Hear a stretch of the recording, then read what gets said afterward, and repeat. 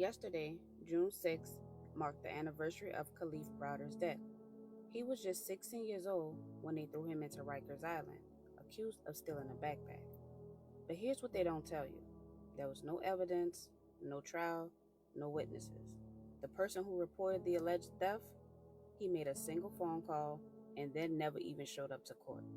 Khalif sat in jail for 3 years for something that was never proven, and almost 2 years in solitary confinement, alone in a cage for 23 hours a day. Why? Because he couldn't afford bail. That's one of the biggest problems with the cash bail system. It doesn't punish the guilty, it punishes poverty.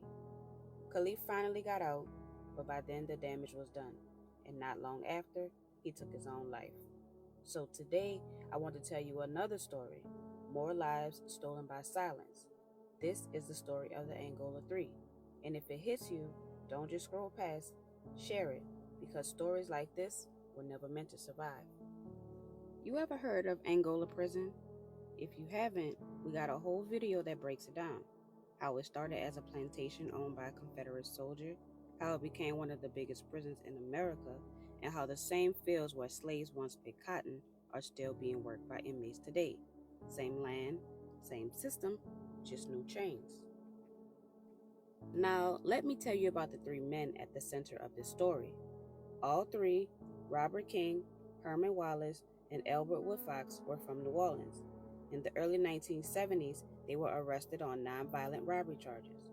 Nobody was hurt, no one was killed, but they each got serious time and were sent to Angola. Now, I know a lot of people are already saying, you do the crime, you do the time. Yeah, that's true. But what if the time doesn't fit the crime? Then what you gotta say? These men were sentenced to decades in a violent prison for robbery. Now, I'm not saying robbery is right, but these weren't violent assaults. They didn't hurt anyone. They weren't even in for killing anybody. So if you think they got what they deserve, you might want to keep listening. So when they got to Angola, the conditions were horrific: segregated, violent, corrupt. So they formed the first ever prison chapter of the Black Panther Party. They taught political classes, taught people to read, created an anti-rape squad, raised money to buy soap and toothpaste for those who had nothing. They tried to turn chaos into community. Albert Woodfox said, "We turned our tear into a community. Unity made us all stronger." But Angola didn't want community, it wanted control. In 1972, a white prison guard named Brent Miller was stabbed to death. Herman Wallace and Albert Woodfox were blamed. There were no fingerprints, no DNA, no real evidence. Crime scene evidence was never even tested. They were tried separately, convicted, and sentenced to life. Then came Robert King. Now here's the wild part. King wasn't even at Angola when the guard was killed. He arrived weeks later, and they threw him straight into solitary confinement for a pending investigation. He stayed there for 29 years without ever being charged in the guard's death. A year later, he was accused of killing another inmate during a fight in the shower tier. He's always said he didn't do it.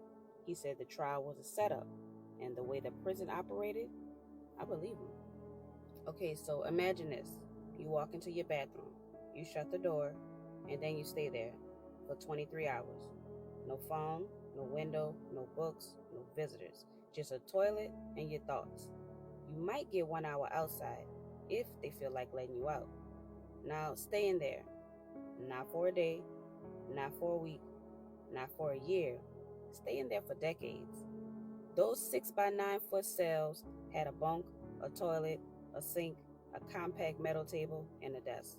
No outside exercise, no phone calls, no hot water, no television, no fan, no law books, no contact visits, and no review board standing up for you ever saying, "Now that's enough." And you have to ask yourself, how does a person survive that? Most people will lose their minds.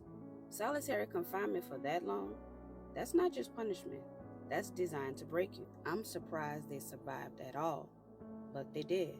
And that shows how strong they were. It just makes you wonder, why weren't they helped sooner? Why did it take decades? And we already know the answer. Because they were black. Because they were labeled criminals. Because people saw their skin, saw their charges, and they stopped caring. But when you really dig into it, When you actually learn the facts, you realize they were all arrested on non-violent robbery charges. Come on, man. This is the kind of stuff we're talking about. Nobody's crying about things we didn't live. These are stories that still affect all of us. So eventually, the truth started catching up to the system. All three men challenged their convictions in court, and every time the system fought back. There were jury discrimination issues, withheld evidence, perjured testimony, no tested forensics, and unconstitutional trials. And let me say this clearly, every single one of them always maintained their innocence. Groups like the Innocence Project, Amnesty International, and even the United Nations got involved. Brent Miller's widow eventually supported their release as well, and still, Louisiana fought them for decades. Robert King was finally released in 2001. His conviction was overturned. He walked free after 31 years in prison, and 29 of them in solitary. Herman Wallace's conviction was overturned too in 2013. He had spent 41 years in solitary confinement, but he died a few days later. He was 71. Elbert Woodfox was released in 2016. He took a no contest plea deal, not because he was guilty, but because it was the only way to go home. He has survived 44 years in solitary confinement.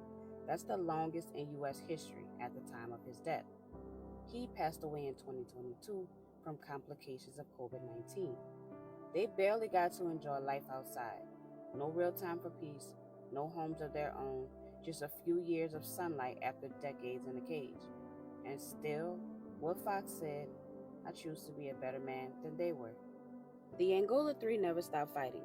From a 6 by 9 foot cell, they helped spark reforms, contact visits, outdoor exercise, better food access, limits on strip searches, national and global attention to the horrors of solitary confinement. They were recognized by Congress, by the Smithsonian, by Jeopardy. They became a symbol of the Black radical tradition of resistance that refused to die. So as we remember Khalif Browder, another soul destroyed by solitary confinement, don't forget the Angola Three.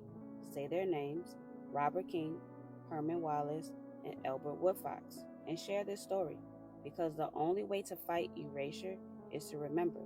And if you've never heard of the Khalif Browder story, I promise you, that is the best documentary that I have ever seen in my life, and you can catch it on Netflix. Remember to comment, like, and share, and subscribe for more stories that they won't put in your textbook. Peace.